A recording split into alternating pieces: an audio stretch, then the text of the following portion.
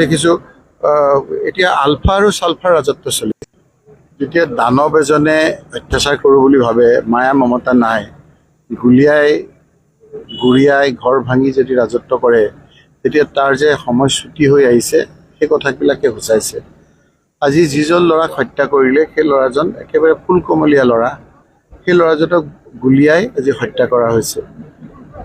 এই লোকসকলক সৰু সৰু ল'ৰা ছোৱালী পানী এটুপিৰ কাৰণে, অলপ ভোকত থকা খাদ্যৰ কাৰণে তেওঁলোকে আজি কলমলাই থাকিবলগীয়া হৈছে। এই কথা বতৰাবিলাক আজি অসমৰ ৰাইজে দেখিছে, অসমৰ ৰাইজে এই কথাবিলাক বুজি উঠিছে।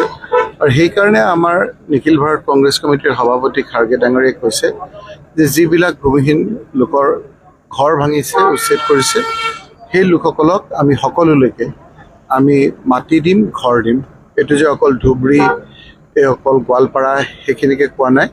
তেওঁ ডিমা হাছাওত যিসকল ট্ৰাইবেল লোকৰ ঘৰ ভাঙিছে, মাটি উচ্ছেদ কৰিব খুজিছে, যিসকল আপোনাৰ কাৰ্বি আংলঙৰ মানুহক মাটি দখল কৰি আদানীক দিবলৈ ওলাইছে, যিসকলে আপোনাৰ লখিমপুৰত কঠীয়াৰ ওপৰত আপোনাৰ বুলডেজাৰ চলাইছে, য'ত আপোনাৰ পলাশবাৰীত আপোনাৰ ৰাভা মানুহসকলৰ মাটি দখল কৰিবলৈ গৈছে, এই সকলোলৈকে নিজৰ নিজৰ মাটিটো ঘূৰাই দিব আৰু তেওঁলোকক ঘৰ দিব কংগ্ৰেছ আহিলে, সেই কথাটো সূচাইছে।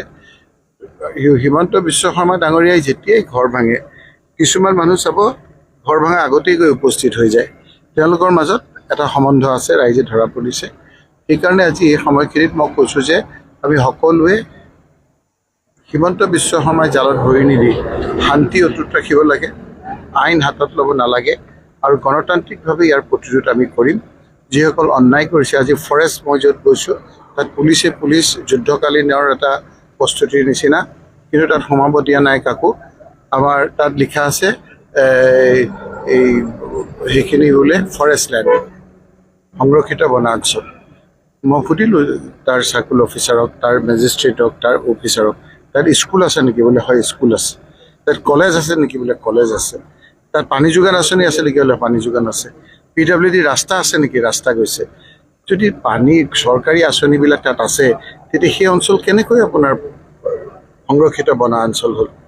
গোটেই নিয়ম কানুন ৰাতিৰ ভিতৰত কাগজ পত্ৰ চেঞ্জ কৰি যিটো কৰিছে, সেইটো সদায় এইবিলাক নচলিব। এইবিলাক অন্যায় কথা হৈছে। এতিয়া আপোনাৰ যেতিয়া দানৱৰ ৰাজত্ব চলে তেনেকুৱা হয়।